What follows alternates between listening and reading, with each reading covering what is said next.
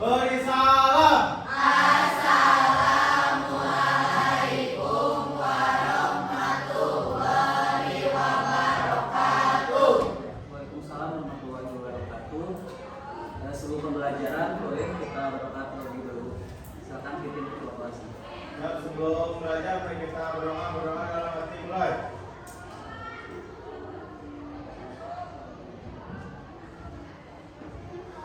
Selesai. Sebelum pembelajaran Bapak akan mengabsen terlebih dahulu. Apakah ada yang tidak hadir hari ini? Ada. Siapa yang tidak hadir? Sandy. Nama Sandy ya. Kenapa? Sakit. Kemudian siapa lagi? Dia sakit. Kemudian Awal izin ya. Nah, sebelum pembelajaran, kalian masih ingat materi minggu kemarin? Materi tentang apa? Ya, masuk Islam di Indonesia. Nah, sebelum pembelajaran seperti biasa kita akan adakan dulu yel-yel sejarah ya, biar kalian semangat untuk pelajaran kita hari ini. Kita mulai 1, 2, 3. Ayo kita belajar sejarah Indonesia bersama Pak Rena di SMA N3 Sumedang, sekolah tercinta.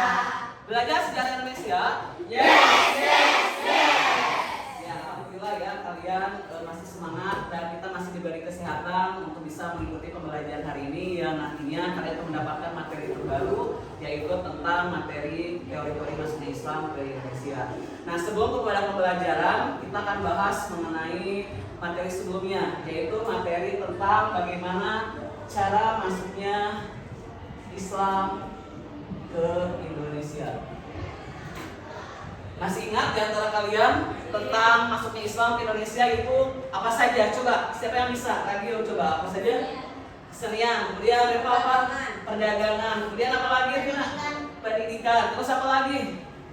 Ayo, Fitri. Pernikahan, kemudian apa lagi? Melalui apa? Ada satu lagi yaitu melalui tasawuf. Nah, itu adalah materi dari minggu kemarin. Kalian masih ingat? Kira-kira.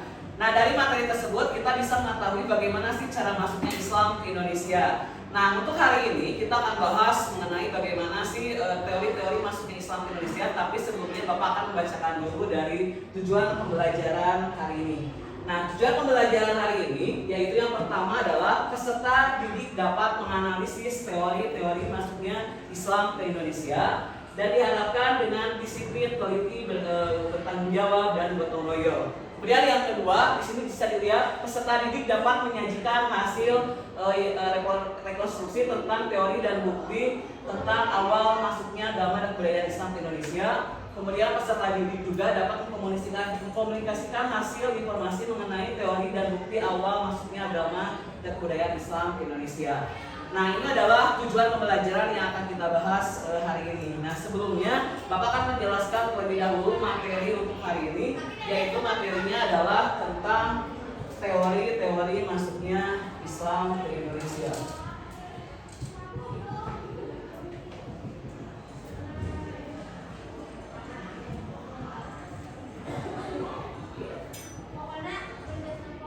Nah, teori masuknya Islam ke Indonesia di sini adalah yang pertama yaitu adalah teori Gujarat. Nah, ini teori Gujarat. Teori Gujarat ini dikemukakan atau dicetuskan oleh J. B.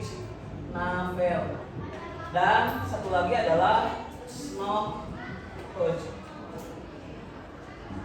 Nah, ini menurut beliau dijelaskan bahwa teori masuknya Islam ke Indonesia itu dibawa oleh para pedagang dari Gujarat atau apa? India. Ya, betul, atau India. Nah, pada abad keberapa? Pada abad ke-13.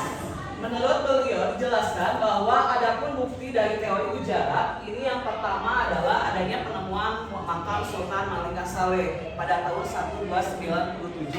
Kemudian juga ada penemuan makam Maulana Malik Ibrahim. Yang keduanya merupakan bercorak Gujarat. Dan yang terakhir di situ ada tulisan Marco Malioboro. Itu mengenai bukti dari teori sejarah. Selanjutnya di sini ada yang kedua adalah teori Persia. Nah, teori Persia ini dijelaskan bahwa masuknya agama Islam ke Indonesia di situ adalah pada abad ke-13 dan didukung oleh dua tokoh yang bernama, yang pertama itu adalah siapa, ada yang tahu di antara kalian? Ya, Husain Jajadiningrat, dan Umar Amir Husain. Ya, Umar Amir Husain. Dan kemudian pada saat itu kemudian dijelaskan dalam teori Persia ini memiliki kesamaan atau tradisi budaya Indonesia dengan Persia.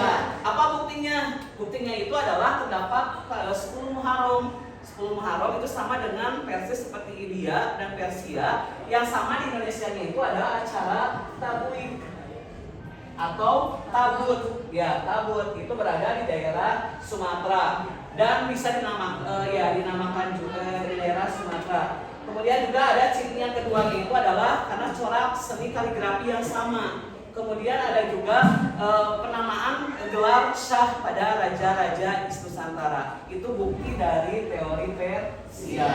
Selanjutnya yang ketiga di sini ada teori Mekah. Nah, dalam teori Mekah dijelaskan bahwa masuknya Islam ke Indonesia itu adalah terjadi pada abad ke-7.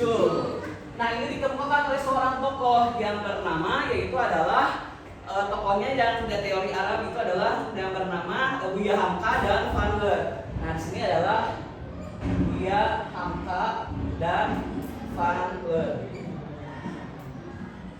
Nah, dalam teori Mekah ini dijelaskan bahwa masuknya agama Islam ke Indonesia itu dibawa oleh para musafir Arab. Kalau teori Gujarat tadi dibawa oleh para pedagang dari Gujarat dan India, sedangkan teori Persia dibawa oleh para pedagang dari Persia. Nah, kalau dari teori Mekah itu dibawa oleh para musafir Arab yang pada saat itu memiliki semangat yang luar biasa untuk menyiarkan agama Islam ke seluruh dunia. Nah, adapun bukti dari teori Gujarat ini apa buktinya? Buktinya itu adalah adanya sebuah perkampungan Arab di daerah Barus atau Sumatera Utara, atau diberikan nama itu adalah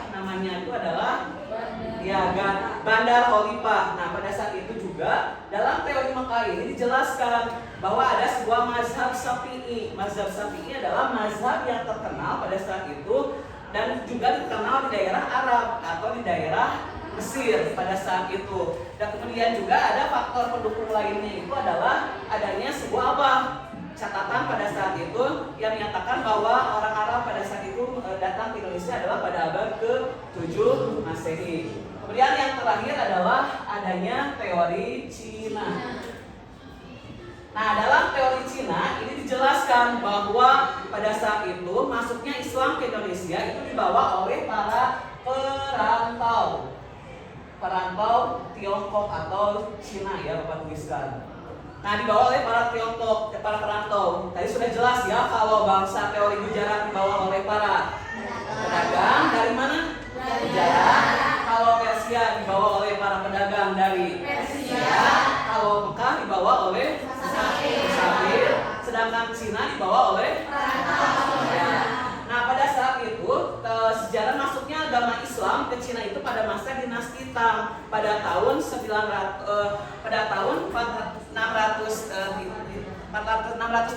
sampai 905 Masehi. Nah, kemudian pada saat itu apa sih buktinya? Bukti dari teori Cina ini yang pertama ada Raja Demak. Bapak tuliskan ya. Ada Raja Demak, yaitu namanya adalah Raden Patah. Raden Patah ini pada saat itu merupakan keturunan dari Tiongkok. Kemudian juga ada gelar-gelar kerajaan Demak yang menggunakan istilah Cina. Kemudian juga adanya pada saat itu mesin-mesin yang berarsitektur Tiongkok. Dan ada juga yang beranggapan bahwa pertama kali para pedagang yang masuk ke Cina itulah yang pertama menduduki pelabuhan-pelabuhan Nusantara. Nah, dari semua teori-teori yang ada di depan ini sebenarnya sih ada tambahan, yaitu menurut Azumati Azra dijelaskan bahwa sesungguhnya proses masuknya Islam ke Indonesia itu dalam kompleksitas. Artinya apa? pada saat itu tidak berasal dari satu tempat atau bisa dikatakan tidak datang dalam waktu yang bersamaan. Nah, menurut Azra juga dijelaskan pada saat itu bahwa penyebar Islam menurut Azra, baca ini ya, Azra, penyebar Islam itu adalah sufi. Sufi itu adalah pengembara yang berprofesi sebagai pedagang. Nah, menurut Azra itu dijelaskan bahwa proses penyebar Islam itu adalah para sufi atau pengembara yang merupakan profesi sebagai pedagang. Kita analogikan seperti ini. Ketika pada saat itu ada para pedagang Arab dan Nusantara. Nah, pada saat itu pada Nusantara ini tertarik untuk melakukan sebuah memahami atau mempelajari Islam kepada Arab. Nah, pada saat itulah pada Nusantara ini kita belajar ke negeri Arab. Kenapa belajar ke negeri Arab? Untuk memperdalam mengenai keagamaan atau keislaman, materi-materi tentang agama Islam. Nah, kemudian pada saat itu ketika mereka sudah mempunyai ilmu-ilmunya, mereka balik lagi ke Nusantara atau bisa dinamakan ada satu lagi teori, yaitu adalah teori yang dinamakan teori arus balik. Nah, ini adalah hasil dari rumusan dari menurut Azra. Nah, Bapak sudah menjelaskan secara umum gambaran untuk materi hari ini. Nah, selanjutnya Bapak akan membagi kalian ke dalam 4 kelompok. Bapak akan bacakan terlebih dahulu ya yang kelompoknya. Untuk kelompok 1, silakan kalian tuliskan di kertas takut kalian lupa. Kelompok 1 itu adalah Cindy, Chelsea. Bapak ulangi lagi. Kelompok 1 itu Cindy, Chelsea, Sipa, Pairus, dan Melisa. Itu kelompok 1. Kelompok 2 itu ada Rina, Tira, Salma, Dani, dan Cinta. Kelompok 3 Repania, Ahlam, Fitri, Paki, dan Giza. Kelompok 4 itu ada Rabil, Selvi, Fatia, Nabila, Ara, dan Cecep.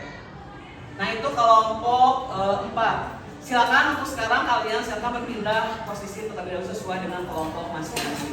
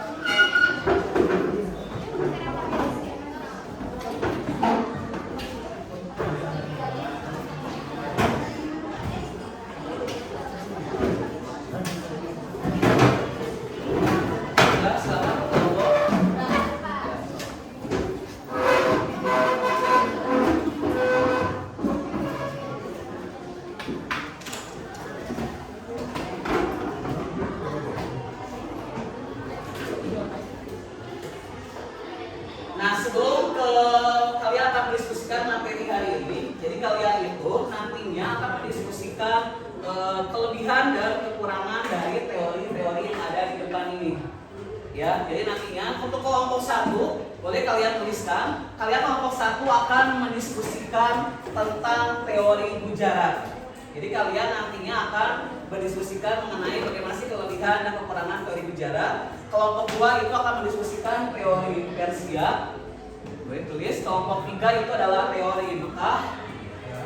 Dan terakhir itu adalah kelompok 4 teori Cina. Ya. Itu yang akan kalian bahas dan diskusikan nanti ketika pembelajaran ya. Nah, selanjutnya boleh kalian lihat ke yang ada di depan ini. Di sini Bapak ada suatu permasalahan, suatu kasus dari artikel. Bapak pengen tahu pendapat kalian sebelum kalian memulai diskusi dengan teman-temannya. Bapak pengen tahu dari kalian kira-kira ada yang bisa berargumen nggak mengenai kalian boleh lihat, baca dulu sebentar yang ada di depan ini. Boleh dilihat. Di sini ada sebuah artikel yang menjudulkan, lihat judulnya itu adalah saluran persebaran agama Islam pada masa ini. Nah, kita akan hubungkan dengan materi yang akan kita bahas hari ini, yaitu adalah tentang teori-teori masuknya agama Islam ke Indonesia. Karena kita ketahui bahwa masuknya agama Islam ke Indonesia itu pasti ada pertanyaan, kapan sih sebenarnya masuknya Islam ke Indonesia itu pada abad keberapa?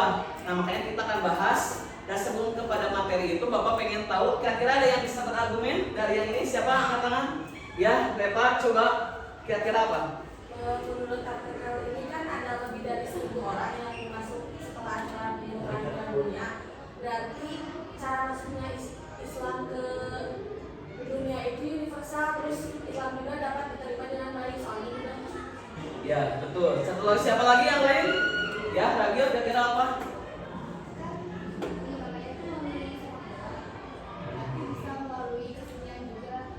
Ya, betul. Ada yang saya juga. Terus apa lagi? Ya, Islam dengan cara apapun. Kemudian selanjutnya siapa lagi? Ada lagi? Yang lain yang bisa berargumen? Chelsea? Ya, dari situ kan ada kata-kata dari Ya. Islam yang telah berubah Islam. Jadi dalam kegiatan Piala Dunia itu kan semua orang dunia itu ada pada acara itu. Nah, Islam itu bisa menyebar ke seluruh universal karena Islam itu dapat diterima. Iya, betul. Nah, berarti dari argumen kalian semuanya itu hampir benar ya. Dari istilah ini kita lihat bahwa dari acara bola saja di situ di artikel tersebut dijelaskan bahwa banyak adalah yang menganut agama Islam lebih dari 1.000 orang. Berarti kita di sini bisa melihat bagaimana Islam itu dapat mudah diterima atau dapat masuk Islam itu dengan cara yang mudah. Kemudian saat itu juga karena Islam itu bersifat universal, jadi semua orang bisa masuk Islam. Karena Islam yang pertama itu adalah agama yang bisa masuk itu dengan cara yang sangat mudah, seperti itu ya. Nah, ini mungkin gambaran untuk kalian secara umum saja, pengetahuan kalian bahwa kita sebagai agama Islam itu bisa masuk dengan Islam itu dengan cara yang sangat mudah atau seperti itu ya. Nah, selanjutnya Bapak akan membagikan kalian kertas LKPD-nya dan kalian akan menuliskan di sini sesuai dengan apa yang kalian tadi diskusikan. Untuk kelompok 1 itu berarti membahas tentang teori sejarah. Di sini Bapak akan berikan latihannya. Soalnya kemudian kelompok 2 berarti teori Persia. Dan kelompok 3 ini adalah teori Mekah dan terakhir adalah teori Cina. Nah, Bapak di sini akan memberi waktu kalian selama 10 menit. Silakan selama 10 menit kalian gunakan waktu kalian untuk membahas mengenai kelebihan dan kekurangan dari teori-teori masuknya Islam ke Indonesia. Silakan duduknya boleh mulai dari sekarang, silakan kerjakan dari sekarang.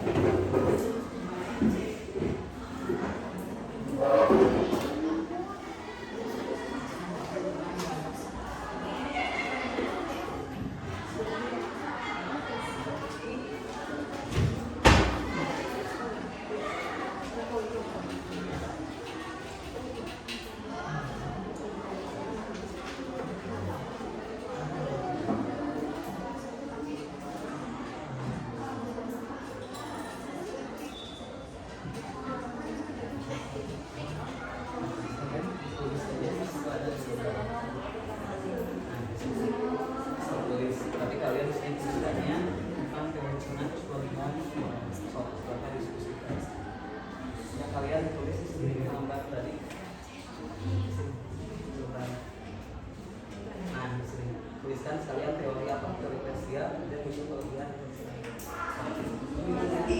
satu teori aja yang kalian bahas ya. Selalu dituliskan, bahkan diskusikan mengenai teori ini sebelah sini terus kelebihan dan kekurangan.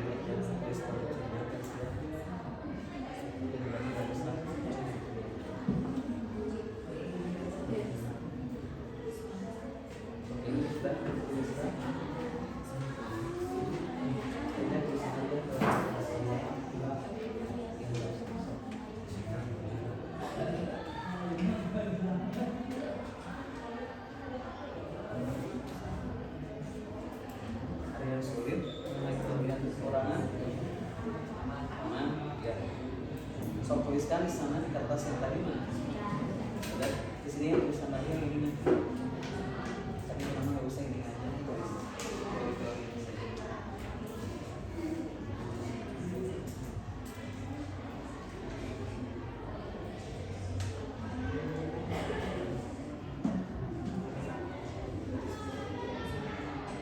Bapak lihat barusan sudah ada kelompok yang sudah beres ya, tapi kita tunggu dulu ya sekitar 5 menit lagi untuk kelompok yang lainnya ya. So, silakan sambil kalian berdiskusikan lagi. Kalian harus ingat ya, fokuskan pada permasalahan yang kalian buat. Di situ adalah tadi kelompok 1 membahas tentang kelebihan dan kekurangan dari teori. Ya, kelompok 2 teori dispersia, kelebihan dan kekurangannya ya. Kemudian kelompok 3 tadi membahas tentang apa? Teori lengkap, kelebihan dan kekurangannya. Kemudian kelompok 4 itu membahas tentang teori Cina dari kelebihan dan kekurangannya ya. So, sambil kalian mengerjakan, di sini Bapak akan masih tahukan dulu. Jadi gini, peraturannya untuk sesi nantinya kita akan adakan 2 sesi. Yang pertama adalah sesi diskusi, kemudian nanti sesi tanya jawab. Jadi kalian setiap kelompok nantinya akan tampil ke depan untuk mempresentasikan satu orang terlebih dahulu, semuanya tampil ya. Jadi ketika sudah semua kelompoknya itu tampil, baru diadakan sesi tanya jawab. Jadi kalian ketika presentasikan di depan itu akan ada pertanyaan, Bapak kalau bisa minta satu kelompok 1 pertanyaan. Ya, sudah cukup jelas? Jelas. Jadi nanti ketika kelompok 1 tampil menjelaskan materi, ketika sudah menjelaskan materi, ketika ada pertanyaan itu ditulis pertanyaannya apa, nanti akan dijawab di sesi yang kedua, itu sesi tanya jawab ya. Sudah cukup jelas ya? So, silakan, masih ada waktu tinggal beberapa menit lagi untuk berdiskusikan mengenai hasil teori masuk Islam di Indonesia.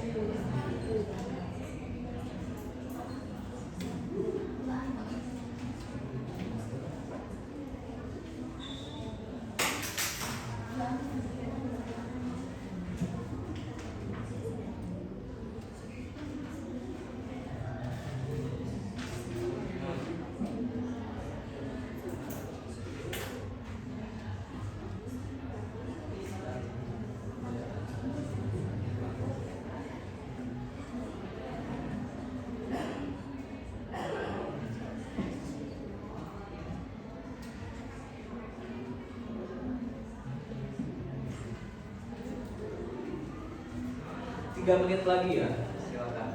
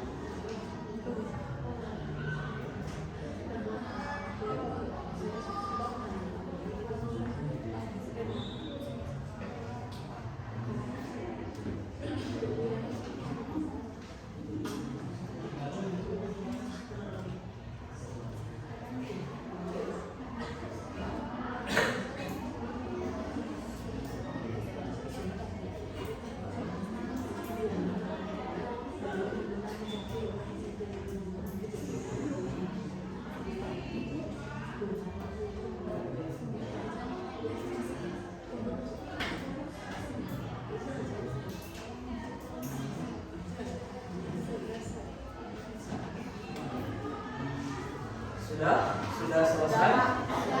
Sudah ya.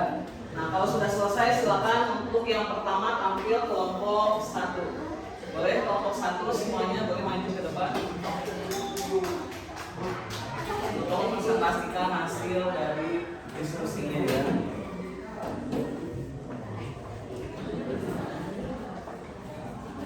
Boleh sebelah sini geser.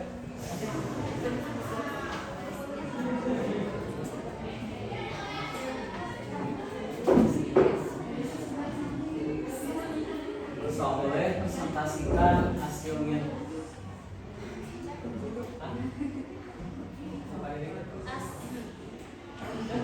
Silakan. Assalamualaikum warahmatullahi wabarakatuh. Waalaikumsalam warahmatullahi wabarakatuh. Kami dari kelompok 1 di sini akan menjelaskan kelebihan dan kekurangan dari teori Gujarat. Yang pertama ada kelebihannya yaitu pentingnya peran pedagang. Teori Gujarat menekankan peran pedagang Gujarat dalam menyebarkan Islam ke Indonesia melalui jalur perdagangan, memperkaya kultural dan sosial masyarakat setempat. Yang kedua ada pentingnya keragaman.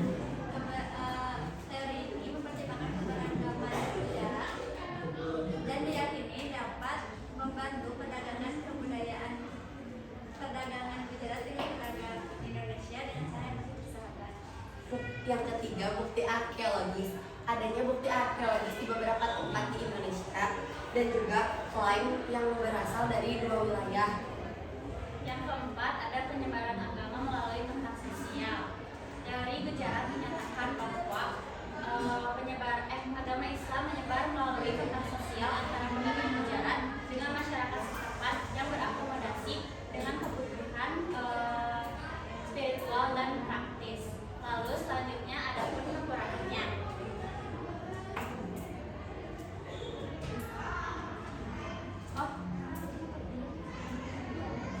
Yang pertama, kurangnya bukti arkeologis.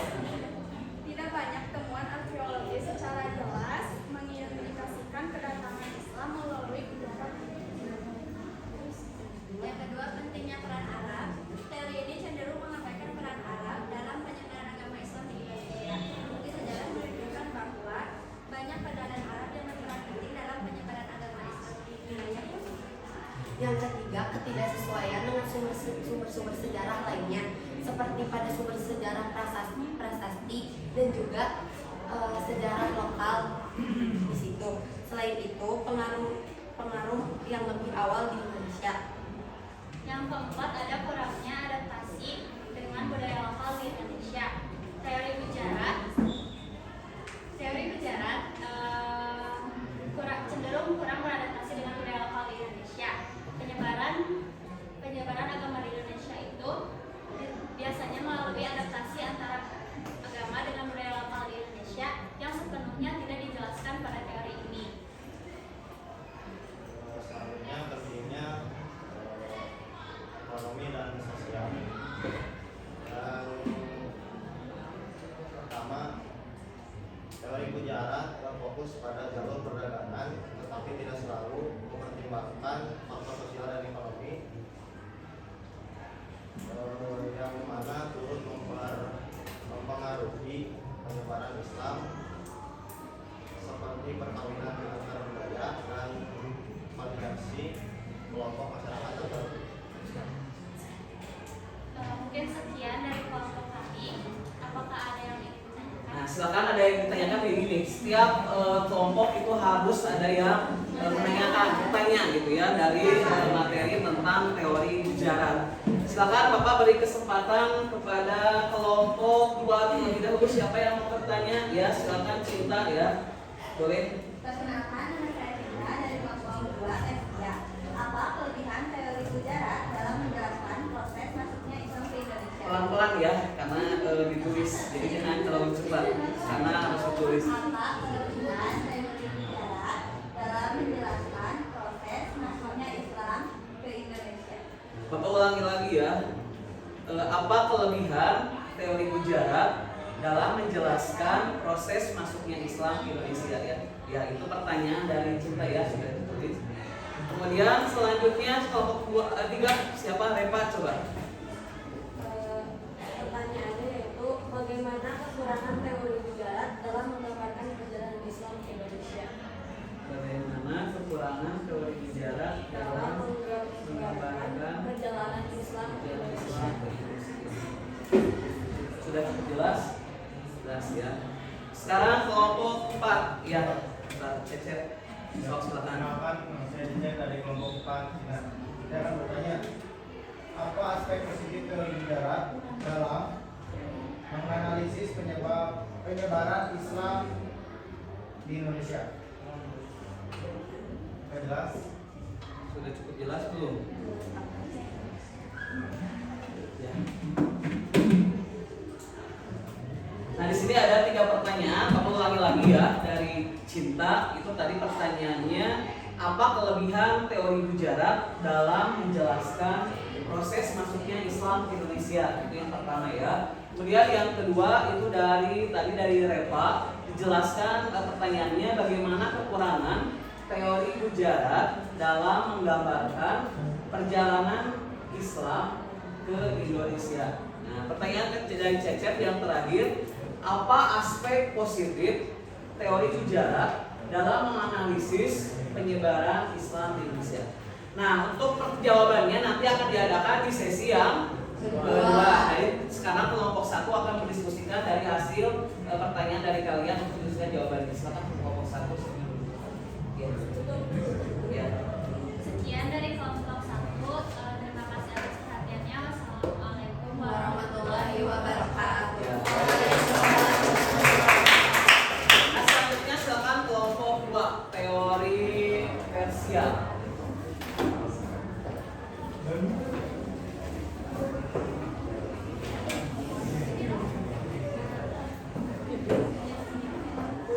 Assalamualaikum warahmatullahi wabarakatuh. Waalaikumsalam warahmatullahi wabarakatuh. Kami dari kelompok 2 Persia. Sebenarnya kami di sini akan mempresentasikan tentang kelebihan dan kekurangan dari teori Persia.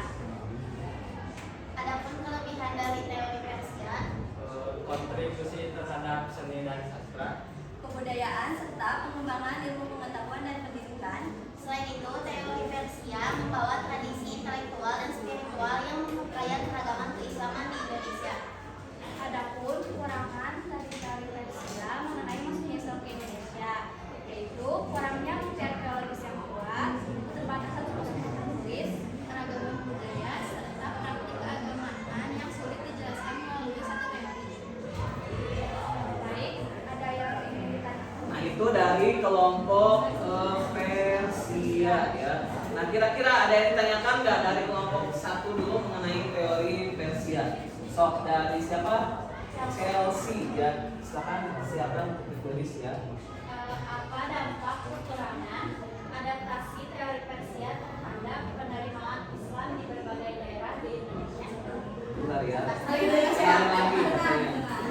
Nah, Apa dampak kekurangan adaptasi teori Persia terhadap penerimaan Islam di berbagai daerah di Indonesia? sudah cukup jelas? Pertanyaan kedua, silakan. Kenalkan, nama saya Abang dari kelompok 3. Apa peran kelebihan teori Persia dalam menghubungkan Indonesia dengan kerajaan Islam? Kerajaan Islam di dunia Persia pada masa itu.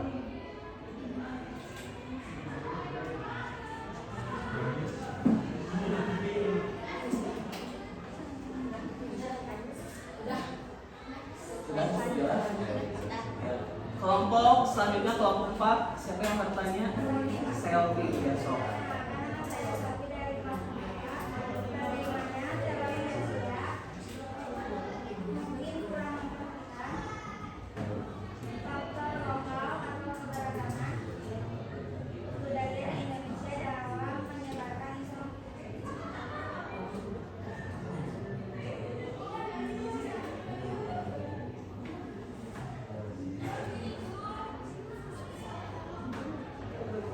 Sudah?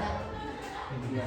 Maka ulangi lagi ya pertanyaan dari kelompok 1 ya, dari Chelsea. Pertanyaannya, Apa dampak kekurangan adaptasi teori Persia terhadap penerimaan di berbagai daerah di Indonesia? Itu ya pertanyaan dari kelompok sesi.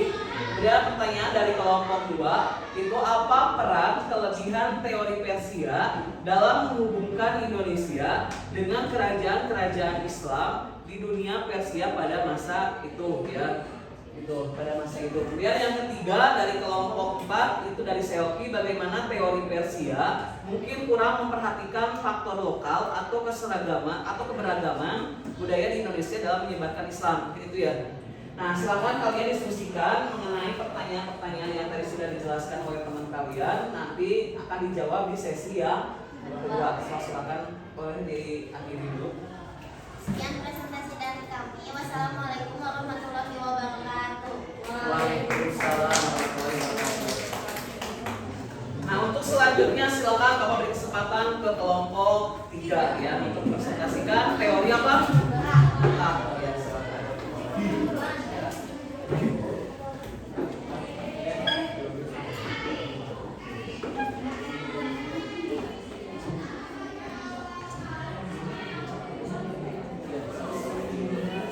Assalamualaikum warahmatullahi wabarakatuh.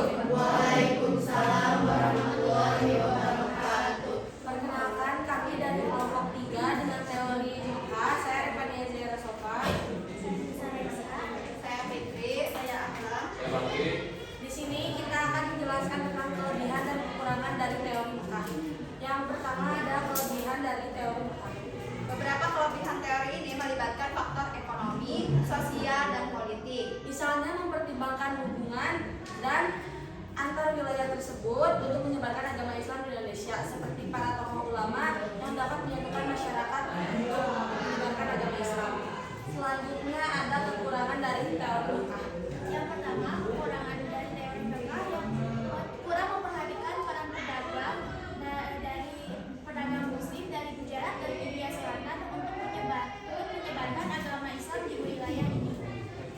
Yang kedua, fokus utama pada aspek kebudayaan, mengabaikan faktor-faktor sosial dan budaya yang mempengaruhi penyebaran Islam. Yang ketiga, teori ini cenderung mengabaikan peran hakim lokal dalam menyebarkan agama Islam di Indonesia seperti tokoh ulama dan tokoh masyarakat setempat. Mungkin sekian dari kelompok kami, apakah ada yang ingin ditanyakan? Nah, itu adalah dari kelompok 3 ya, penjelasan tentang kelebihan dan kekurangan dari teori Mekah. Nah, selanjutnya ada sesi tanya jawab. Silakan kelompok 1 ada yang ditanyakan? Ya, Cindy, boleh. Perkenalkan, nama saya Cindy dari kelompok 1. Bagaimana kekurangan teori Mekah dapat diidentifikasi dalam pemahaman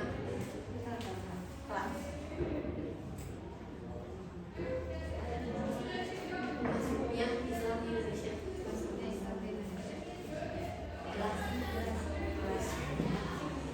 Bapak ulangi lagi ya pertanyaan dari Cindy. Bagaimana kekurangan teori Mekah dapat diidentifikasi dalam pemahaman masuknya Islam ke Indonesia ya. So, selanjutnya kelompok 2 siapa? Nama kalian. Perkenalkan, nama saya Samara. Pertanyaannya, apa dampak kelemahan teori Mekah? Teori Mekah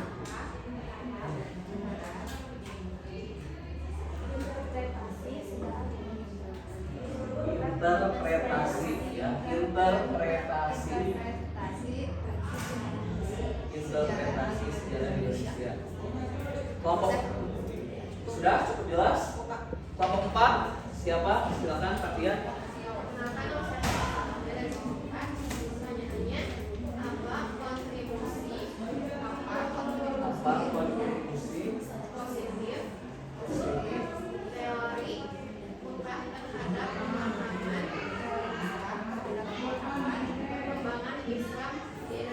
perkembangan Islam di Indonesia. Ya. Bapak ulangi lagi ya pertanyaan dari semua kelompok. kelompok. Dari kelompok 1 dari sini, bagaimana kekurangan teori Mekah dapat diidentifikasi dalam pemahaman masuknya Islam ke Indonesia. Ya. Kemudian kedua dari Salma, apa dampak kelemahan teori Mekah terhadap interpretasi sejarah di Indonesia? Kemudian dari Fatia, apa kontribusi positif teori Mekah terhadap pemahaman perkembangan Islam di Indonesia? Nah, silakan kalian diskusikan mengenai pertanyaan-pertanyaan dari teman kalian. Nanti akan dipresentasikan di sesi yang kedua. Sekian dari kelompok kami. Pertanyaan yang kalian ajukan akan kami diskusikan dan dijawab di sesi selanjutnya. Mohon maaf apabila banyak kesalahan. Wassalamualaikum warahmatullahi wabarakatuh.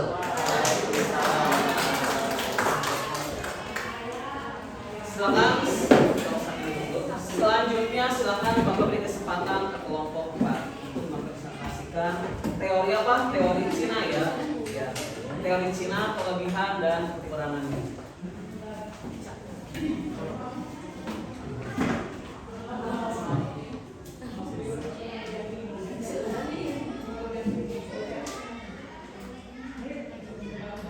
Assalamualaikum warahmatullahi wabarakatuh. Kami dari kelompok 4 yang akan menjelaskan tentang teori Cina. Langsung saja untuk kelebihan dan kekurangan. Kelebihan dari teori Cina adalah dari faktor perdagangan, pertukaran budaya, dan juga kesenian. Misalnya sistem penulisan Cina dapat dipakai sebagai media untuk menyebarkan agama Islam, dan juga ilmu pengetahuan seperti kedokteran dan juga astronomi dapat memperkaya kebudayaan dan juga pengetahuan masyarakat lokal. Dan kekurangannya, satu, bahwa sejarah menunjukkan bahwa Islam masuk ke Indonesia melalui perdagangan dan kontak langsung dengan perdagangan Arab, bukan melalui ekspedisi militer Tiongkok. Kedua, fokus pada pengaruh Cina dapat mengakibatkan keragaman sumber-sumber budaya yang berkontribusi pada masuknya Islam ke Indonesia. Apa ada yang ingin ditanyakan? Nah, itu mengenai kelompok 4 ya. Kelompok 4 mengenai kelebihan dan kekurangan dari teori Cina. Selanjutnya ada sesi tanya jawab. Ada pertanyaan di kelompok 1. Ya, silakan Siva. Oh iya, tarik dulu.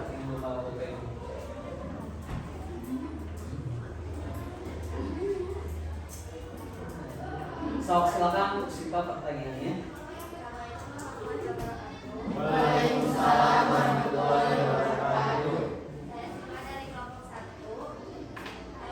Pertanyaannya, apa kelebihan teori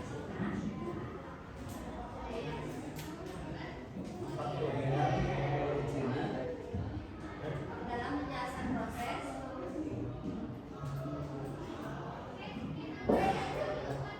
masuknya Islam ke Indonesia.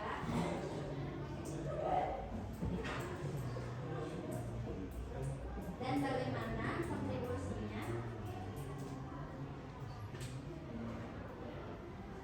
dalam pemahaman sejarah Islam.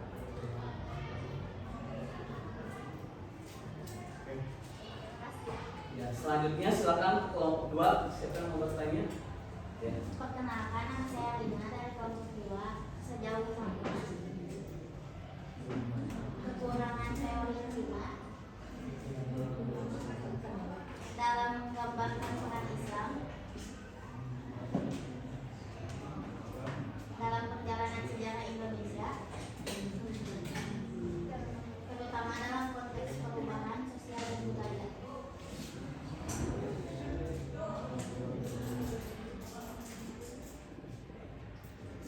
Dan selanjutnya silakan kelompok 3. Perkenalkan, saya Fitri dari kelompok 3 ingin bertanya, bagaimana teori Cina dapat membantu? Tenang, ulangi lagi ya. Bagaimana teori Cina dapat membantu atau mengiringi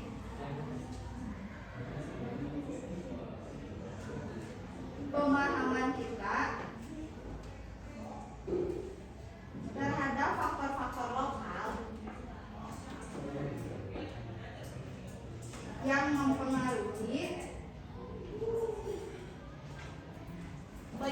Islam di Indonesia. Terima kasih. Ya. Di sini Bapak akan bacakan lagi ya pertanyaan-pertanyaan dari kalian, terutama dari kelompok 1 tadi Sipa ya. Pertanyaannya adalah apa kelebihan teori Cina dalam menjelaskan proses masuknya Islam ke Indonesia dan bagaimana kontribusinya dalam pemahaman sejarah tersebut gitu ya. Kemudian pertanyaan kedua dari Rina tadi, sejauh mana kekurangan teori Cina dalam menggambarkan peran Islam dalam perjalanan sejarah Indonesia, terutama dalam konteks perubahan sosial dan budaya. Kemudian yang ketiga dari Fitri, bagaimana teori Cina dapat membantu dan merintangi pemahaman kita terhadap faktor-faktor lokal yang mempengaruhi penyebaran Islam di Indonesia. Itu ya pertanyaannya. Dan nanti akan dibahas, akan diskusikan terlebih dahulu oleh kelompoknya. Setelah itu nanti kita akan sesi yang kedua ya. Silakan. Mungkin cukup sekian dan terima kasih. Wassalamualaikum warahmatullahi wabarakatuh.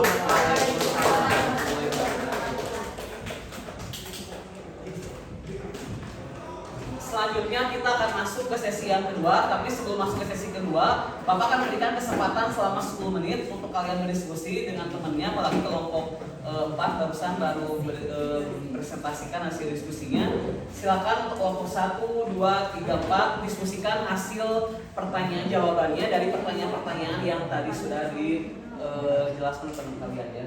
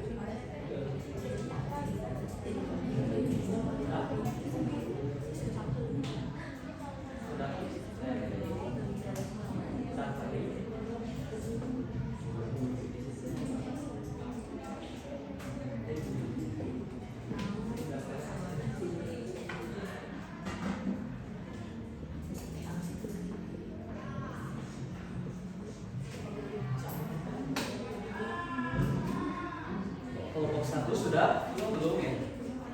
Masih diskusi. Kelompok 2 berapa soal lagi? 1 ya. Kelompok 3 berapa soal lagi? 2, 1. Kelompok 4 ya, kelompok 4 berapa soal lagi yang belum? 1 atau 2?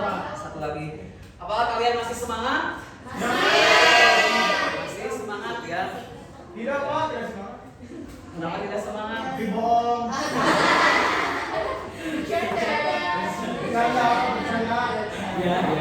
So, silakan kalian diskusikan lagi. Masih ada waktu sekitar 5 menit lagi ya. Setelah itu kita akan presentasikan hasil dari kalian diskusi dengan kelompoknya mengenai pertanyaan-pertanyaan yang tadi sudah diberikan oleh teman kalian.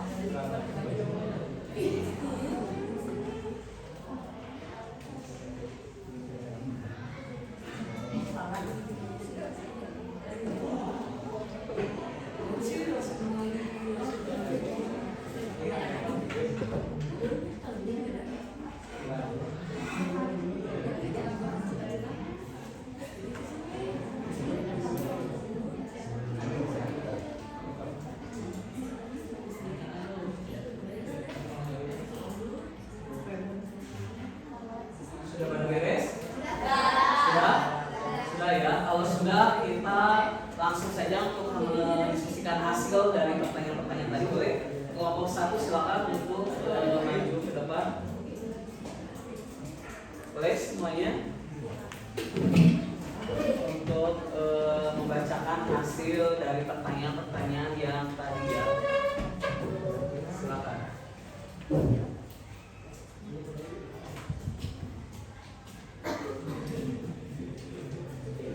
Assalamualaikum warahmatullahi wabarakatuh. Waalaikumsalam warahmatullahi wabarakatuh. Ini dari kelompok 1 akan membacakan jawaban yang sudah kami diskusikan. Itu pertama kan bacakan oleh Syifa. Pertanyaan dari Cinta, apa kelebihan teori Gujarat dalam menjelaskan proses masuknya Islam ke Indonesia? Jawabannya, teori Gujarat merupakan pendekatan yang menyatakan bahwa Islam masuk ke Indonesia melalui perdagangan, terutama melalui pedagang Gujarat saja. Kelebihan teori ini adalah fokus pada jalur perdagangan sebagai sarana penyebaran Islam. Aku cukup. Gimana? Sudah cukup? Jawabannya? Ya. Selanjutnya silakan pertanyaan kedua. Pertanyaan kedua ada dari Revania. Bagaimana kekurangan teori Gujarat dalam menggambarkan perjalanan Islam ke Indonesia? Jawabannya, teori Gujarat memiliki kelemahan dalam menggambarkan perjalanan Islam ke Indonesia karena fokusnya terlalu spesifik pada jalur perdagangan Gujarat Aceh. Teori ini kurang memperhitungkan pengaruh jalur perdagangan lainnya dan kompleksitas dinamika sosial dan budaya di Indonesia pada masa itu. Apakah cukup? Cukup. Ya, cukup jelas, cukup ya. Lanjut, silakan kelompok 3. Pertanyaan ketiga ada dari pertanyaannya, apa aspek positif teori Gujarat dalam menganalisis penyebaran Islam di Indonesia? Jawabannya, penekanan pada peran perdagangan sebagai faktor utama. Teori ini mengakui bahwa perdagangan maritim Gujarat telah menjadi sarana penting dalam menyebarkan agama Islam di wilayah Nusantara. Cukup. Ya, cukup. Nah, cukup ya. Nah, mungkin ada tambahan dari Bapak dari soal pertama ya, dari Cinta. Apa kelebihan teori Gujarat dan menjelaskan proses masuknya agama Islam ke Indonesia ya.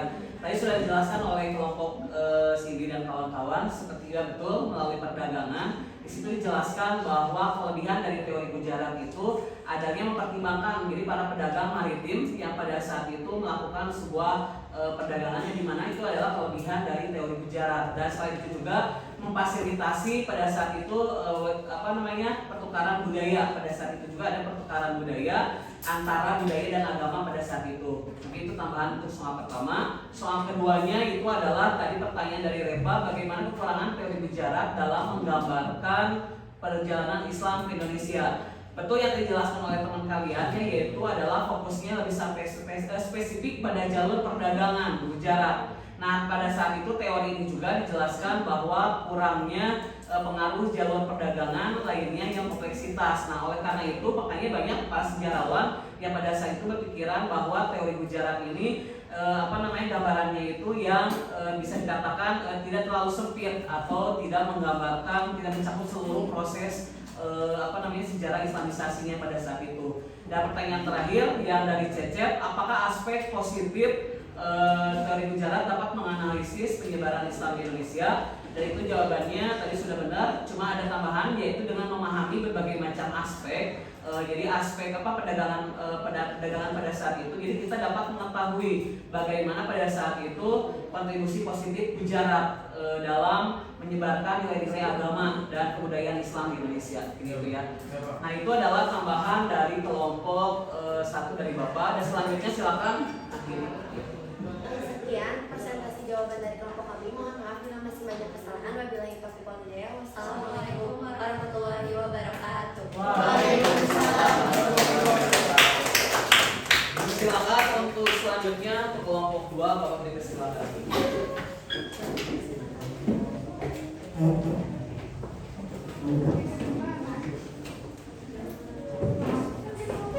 Assalamualaikum warahmatullahi wabarakatuh. Waalaikumsalam warahmatullahi wabarakatuh. Kami akan menjawab pertanyaan dari teman-teman. Pertanyaan dari kelompok 1, Chelsea. Apa dampak kekurangan adaptasi teori Persia terhadap penerimaan Islam di berbagai daerah di Indonesia? Kekurangan adaptasi teori penerimaan Islam di Indonesia dapat mempengaruhi pemahaman dan praktik keagamaan masyarakat setempat. Apakah sudah cukup jelas Chelsea jawabannya? Sudah ya. Selanjutnya silakan pertanyaan kedua dari Ahlam. Pertanyaan kedua dari Akbar, apa peran kelebihan dari Persia dalam menghubungkan Indonesia dengan kerajaan-kerajaan Islam di dunia Persia pada masa itu? Jawabannya, dapat memberikan wawasan tentang sejarah dan interaksi budaya kedua wilayah tersebut. Kelebihan ini terletak pada kemampuannya untuk menjelaskan sebab akibat, pertukaran budaya, dan pengaruh antara Indonesia dan kerajaan-kerajaan di Persia. Ya, gimana Ahlam? Sudah cukup? Cukup ya. Selanjutnya dari Selfie, pertanyaan terakhir. Pertanyaan ketiga dari kelompok 4 Selfie. Bagaimana teori Persia mungkin kurang memperhatikan faktor lokal atau keberagaman budaya di Indonesia dalam menyebarkan Islam? Jawabannya, dikarenakan fokusnya lebih pada perspektif kultural dan sejarah dari wilayah mereka sendiri. Ya, gimana cukup Selfie? Cukup ya. Nah, itu adalah penjelasan dari teman kalian mengenai beberapa pertanyaan. Setelah itu Bapak akan menambahkan pertanyaan-pertanyaan yang tadi ya. Yang dari Chelsea di sini Bapak bacakan, apa dampak kekurangan adaptasi teori Persia terhadap penerimaan Islam di berbagai daerah di Indonesia. Sebenarnya sih tadi jawaban dari teman kalian sudah cukup benar, cuma ada tambahannya, yaitu adalah hal ini dapat menciptakan ketidaksesuaian antara ajaran Islam dan budaya lokal pada saat itu, memperlambat proses integrasi, kemudian juga dan bahkan menimbulkan ketegangan, jadi ketegangan sosial dalam masyarakat. Itu tambahannya. Dan nomor 2, apa peran kelebihan teori Persia dalam menghubungkan Indonesia dengan kerajaan-kerajaan Islam di berbagai Persia pada masa itu. Nah, dengan memahami dinamika ini, kita dapat mengetahui bagaimana sih hubungan tersebut terbentuk perkembangan sejarah agama dan budaya Islam di Indonesia. Selanjutnya yang ketiga, bagaimana teori Persia mungkin kurang memperhatikan faktor lokal atau keragaman budaya di Indonesia dalam menyebarkan Islam. Itu tambahannya. Oleh karena itu, teori tersebut itu menggambarkan bahwa sepenuhnya mampu menjelaskan kompleksitas interaksi pada saat itu antara Islam dan keberagaman budaya di Indonesia yang melibatkan pada saat itu faktor-faktor unik atau kontekstual ya, kontekstual dari masyarakat setempat. Nah, itu tambahan dari Bapak. Silakan diakhiri. Sekian presentasi dari kami. Mohon maaf apabila masih ada kesalahan. Assalamualaikum warahmatullahi wabarakatuh. Waalaikumsalam warahmatullahi wabarakatuh. Silakan selanjutnya kepada kelompok 3 teori utama.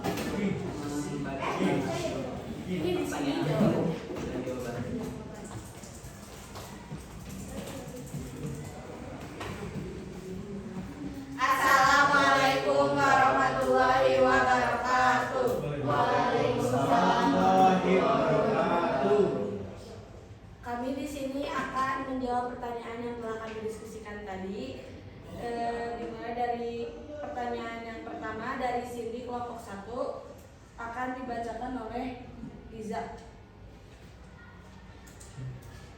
Pertanyaannya, bagaimana kekurangan teori Mekah dapat diidentifikasikan dalam pemahaman masuknya Islam di Indonesia?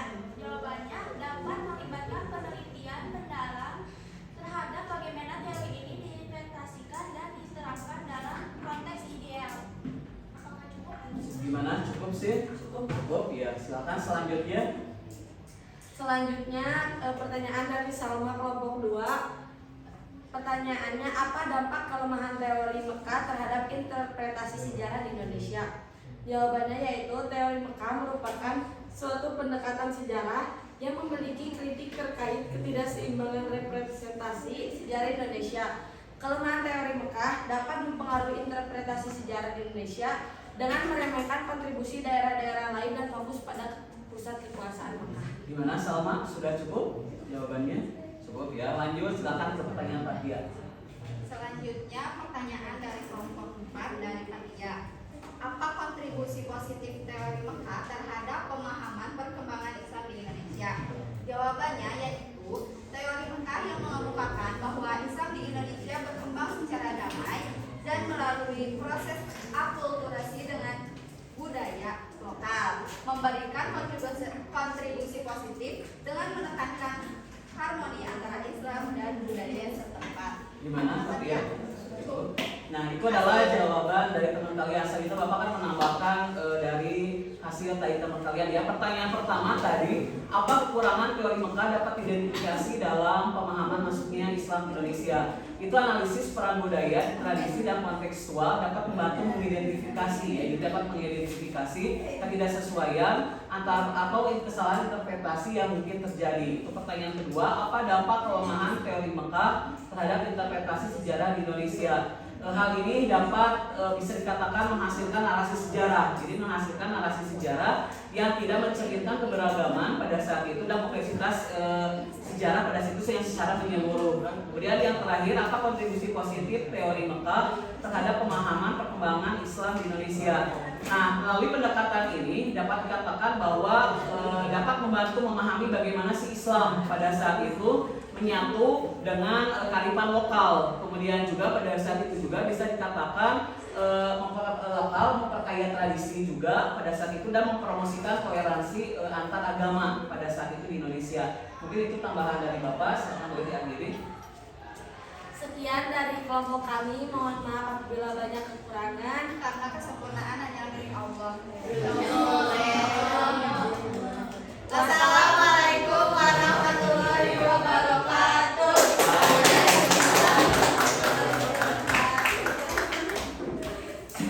Silakan selanjutnya kelompok 4 membahas hasil pertanyaan dari kelompok tadi.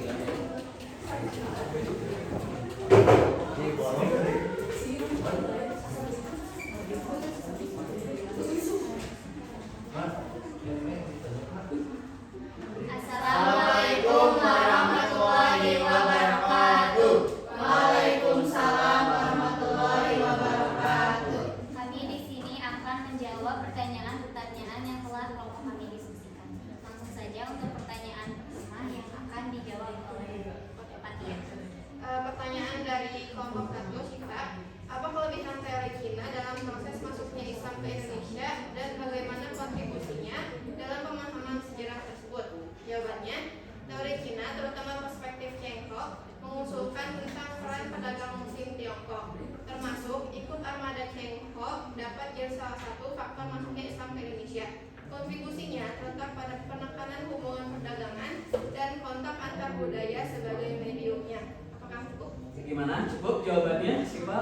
Cukup ya. Selanjutnya silakan pertanyaan kedua dari Rina ya.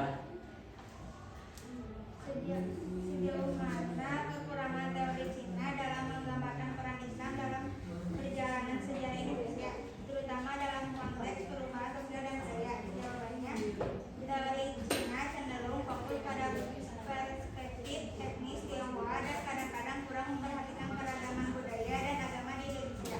Dalam menggambarkan peran Islam, teori ini mungkin minim mengakui kontribusi besar Islam terhadap perubahan sosial dan budaya di Indonesia. Ya, gimana Rina? Cukup jawabannya? Cukup ya. Selanjutnya silakan kelompok yang pertanyaan dari Fitri. Bagaimana teori Cina dapat membantu atau merintangi pemahaman kita terhadap faktor-faktor lokal yang mempengaruhi penyebaran Islam di Indonesia? Teori Cina seperti konsep jalur sutra dan hubungan maritim dapat membantu pemahaman terhadap faktor-faktor lokal yang mempengaruhi penyebaran Islam di Indonesia. Melalui kontak perdagangan, budaya dan interaksi pengaruh Cina dapat memainkan peran dalam penyebaran agama. Nah, itu adalah hasil jawaban ya dari kelompoknya. Nah, selanjutnya ada tambahan dari Bapak. Apa kelebihan teori Cina dalam menjelaskan proses masuknya Islam ke Indonesia dan bagaimana kontribusinya? Nah, seperti kita ketahui, kelebihan pada teori Cina ini, kelebihannya itu adalah terlihat dari penggambaran proses sejarah pada saat itu, yang dimana hasil dari interaksinya itu pada saat itu terletak pada peradaban. Jadi termasuk juga kontrak antar dunia Islam pada saat itu dengan Tiongkok, yang memberikan pemahaman pada saat itu dijelaskan bahwa dunia dan Tiongkok memberikan pemahaman yang holistik pada saat itu terhadap masuknya Islam ke Indonesia. Kemudian sejauh mana kekurangan teori Cina dalam menambahkan peran Islam dalam perjalanan sejarah Indonesia?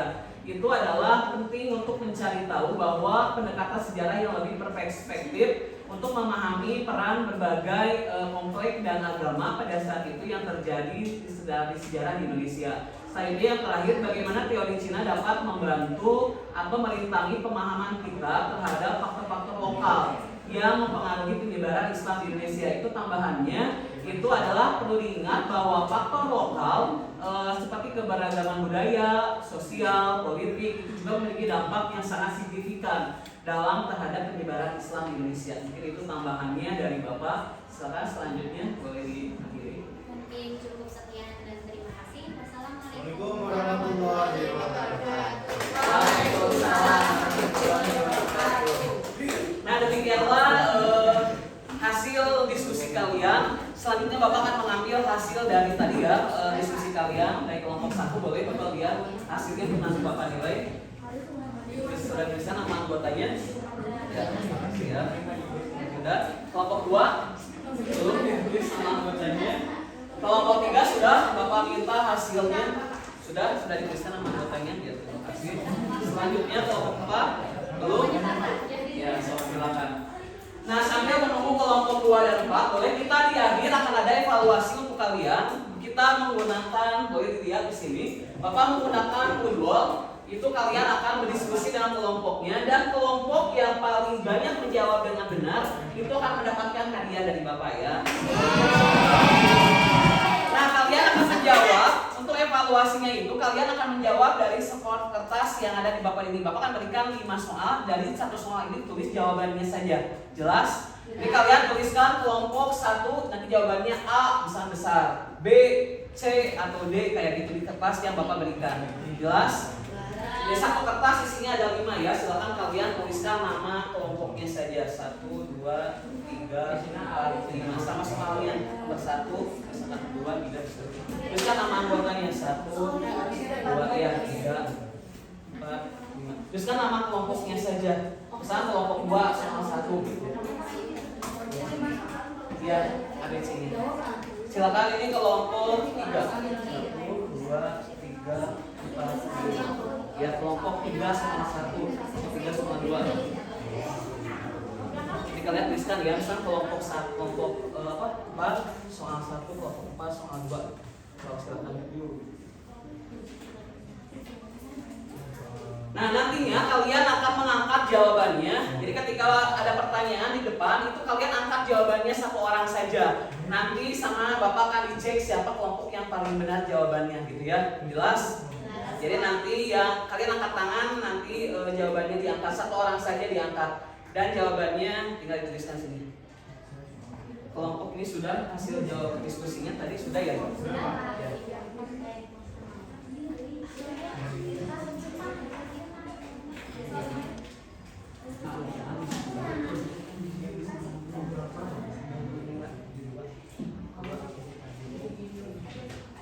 So, nanti jawabannya 2 ya. Ya. Nanti untuk jawabannya itu kalian foto ya. Posisi sangat dan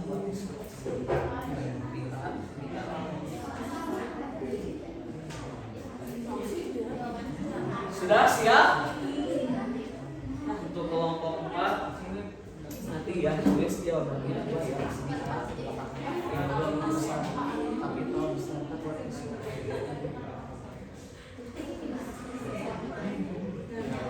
Di sini akan ada 5 pertanyaan untuk evaluasi kalian. Di sini Bapak besarkan terlebih dahulu ya ininya. Nah, kita akan sudah siap?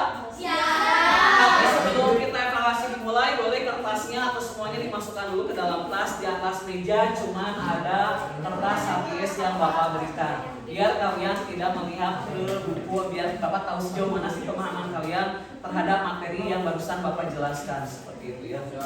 Ya. Kalian diskusikan dengan teman kalian ya, silakan diskusikan. Bapak kasih waktu cuma 1 soal itu. Mau berapa menit? 3 menit cukup? Cukup. 1 soal 3 menit ya, cukup ya. Dari cukup Pak. Atau 1 menit saja? Boleh. 3 menit ya sudah. Soal pertama ini ya. Silakan diskusikan dengan teman kalian. Soal pertama lihat. Berdasarkan bukti berupa batu nisan ditemukan di Indonesia, diperkirakan ditulis jawabannya. Diperkirakan agar bisa dibawa oleh para pedagang dari mana? Ditulis jawabannya. Kalian tuliskan optionnya saja. Ya, kalau sudah diam dulu saja ya. Sudah kelompok 1? Sudah. Kelompok 2 sudah? Kelompok 3 sudah? 4 sudah. Boleh diangkat jawabannya? Angkat jawabannya, dilihat semuanya menjawab B ya. Berarti kita lihat di soal. Berdasarkan bukti berupa batu nisan kuno yang ditemukan di Indonesia, diperkirakan agama Islam dibawa oleh para pedagang dari. Kalian menjawab Gujarat. Kita lihat jawabannya. Dan ya, berarti semuanya dapat nilai 100 ya. Berarti semuanya bisa. Lanjut, kita soal kedua. Silakan.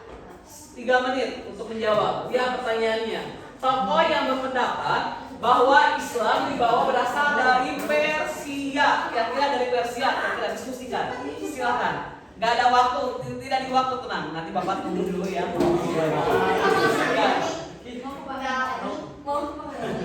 Ya, silakan. Dibaca soalnya dengan teliti ya. Dibaca soalnya dengan teliti. Sudah kelompok 1? Kelompok 1 sudah? Sudah, 2 sudah? 3 sudah? 4? Boleh diangkat jawabannya. Hampir semuanya menjawab A ya. Kita lihat. Teori yang berpendapat bahwa Islam di Indonesia berasal dari Persia. Itu jawabannya Hussein Jajadiningrat. Kita lihat betul atau tidak? Betul. Kita lihat jawabannya adalah nungguin ya. Ya, jawabannya adalah kita lihat A. Hussein Jajadiningrat. Lanjut, berarti semuanya masih imbang ya. Kita lanjut. Soal ketiga, silakan jawab. Lihat, agama Islam masuk ke Nusantara melalui para pedagang dan ulama yang datang langsung dari Timur Tengah seperti Arab, kemudian Mesir. Hal tersebut merupakan teori masuk Islam berdasarkan teori apa? So, diskusikan dengan temannya. Sudah? Kelompok 1 sudah? 2 sudah? 3 sudah? 4 sudah? Boleh diangkat jawabannya? Angkat jawabannya. Jawabannya yang ini B semua ya, jawabannya B. Kita lihat jawabannya adalah teori Mekah. Kita lihat jawabannya enggak. Jawabannya selanjutnya soal nomor 4. Silakan dibaca soalnya. Hal yang mendasari teori Gujarat tentang peristiwa masuknya Islam ke Indonesia. Kira-kira apa? Sok, boleh dilihat. Diskusikan dengan temannya. Diskusikan. Kira-kira apa? Tadi yang sudah dibahas. Kira-kira silakan diskusikan jawabannya. Kita lihat dari soalnya. Kita lihat. Ayo, susah ya. Ayo. Kelompok 1 sudah? 2? Belum, masih diskusi. 3? Sudah. 4?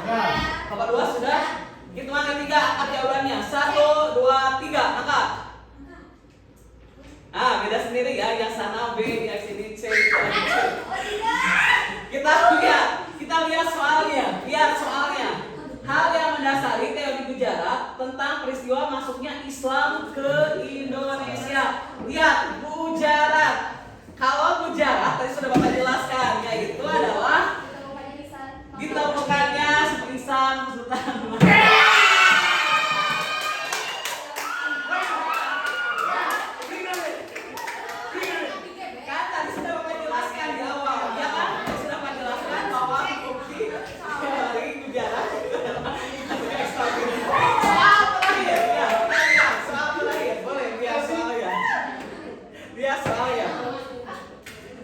soalnya. Kita lihat soalnya. Teori masuknya Islam ke Indonesia yang menyebutkan bahwa Islam melalui media daerah Gujarat dia dikemukakan oleh siapa? Coba diskusikan. Awas, soal itu menjebak. Kalian harus memahami yang tadi sudah Bapak jelaskan di awal. Sudah kelompok 1? Belum. Ya, silakan diskusikan dulu. Kelompok 2 sudah? Sudah. 3 sudah? 4 sudah ya. Diam dulu ya, dikasih tahu kan. Kalau 1 sudah? 2 sudah?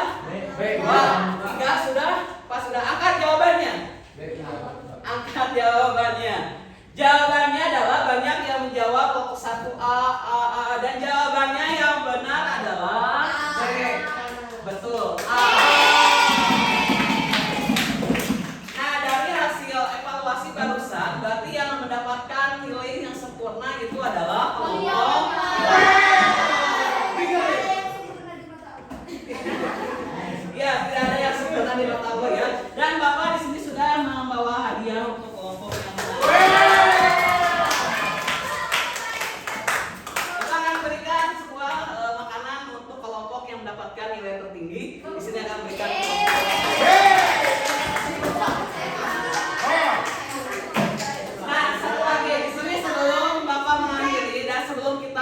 menentukan apa sih hasil pembelajaran hari ini. Bapak di sini akan ada tes evaluasi untuk kalian. Di sini akan ada 5 hadiah untuk kalian ya, akan ada 5 hadiah untuk kalian. Ini sebagai evaluasi kalian, pemahaman kalian terhadap materi yang barusan dijelaskan, kemudian kelebihan dan kekurangan seperti apa. Di sini Bapak akan hanya minta 5 orang saja yang bisa menjawab. Yang bisa menjawab siapapun itu angkat tangan saja. Siap? Ya. Untuk hadiah makanan pertama. Pertanyaannya adalah siap? Jatuh kalian siap? Kita lihat teori Mekah masuknya ke Indonesia pada abad keberapa? Yang ini bisa. 7, benar. Pertanyaan kedua. Siap? Ya, angkat tangan dulu Bapak tunjuk baru jawab. Pertanyaan kedua, sebutkan satu saja. Siapa pendukung teori Persia? Apa? Lagi-lagi? Ya. Pertanyaan selanjutnya, sebutkan bukti, satu bukti saja. Apa bukti dari teori Gujarat? Ya, terakhir. Apa? Ada yang bisa yang berasal dari jahat, dari bawa nama dan juga Ya, betul.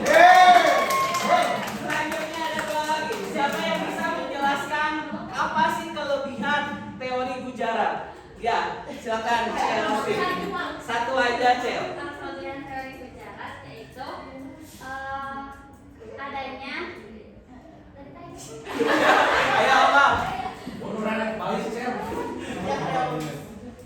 Ada ya? Bukti arkeologis. Jangan dikasih tahu dia, jangan dikasih tahu ini Pak. bukti arkeologis sama sosial antara pedagang Gujarat dengan masyarakat setempat. Ya, benar ya. Satu lagi, siapa yang bisa menjelaskan apa kekurangan teori Cina? Lagi. Ya. Apa lagi dari ini? Ya. Kekurangannya adalah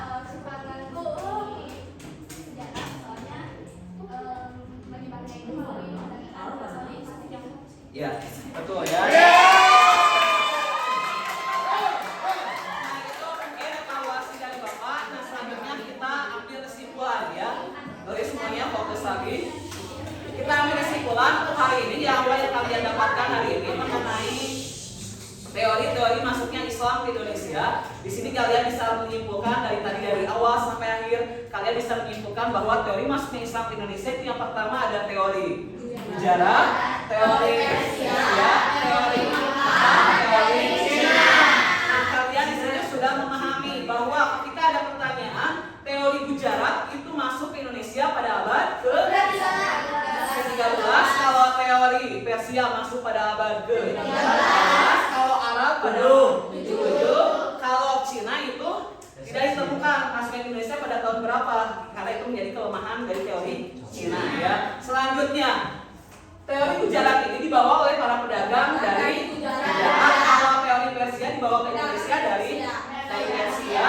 Kemudian kalau teori Mekah itu dibawa oleh dari Arab. Kalau terakhir teori Cina itu dibawa perantau Tiongkok atau Cina. Dan kalian tadi sudah menjelaskan bagaimana sih kelebihan dan kekurangan dari teori-teori yang sudah dijelaskan. Mungkin begitu saja pembelajaran untuk hari ini. Mudah-mudahan kalian mendapatkan ilmu terbaru, ya ilmu terbaru mengenai teori masuknya Islam, dan kalian diharapkan bisa menerapkan atau menambah wawasan kalian tentang teori-teori masuknya Islam ke Indonesia. Dan untuk materi selanjutnya kita akan bahas minggu depan tentang kerajaan Islam. Dan Bapak harapkan kalian harus lebih semangat lagi belajar sejarah. Kita ketahui bahwa belajar sejarah adalah belajar dari masa lalu, tapi kita belajar dari masa lalu untuk masa yang akan datang. Mungkin itu saja pembelajaran hari ini dari Bapak. Mudah-mudahan kalian ada manfaatnya dan kita ketemu lagi nanti minggu depan. Ya, ketemu lagi di minggu depan. Mungkin saya dari Bapak. Assalamualaikum warahmatullahi wabarakatuh. Waalaikumsalam.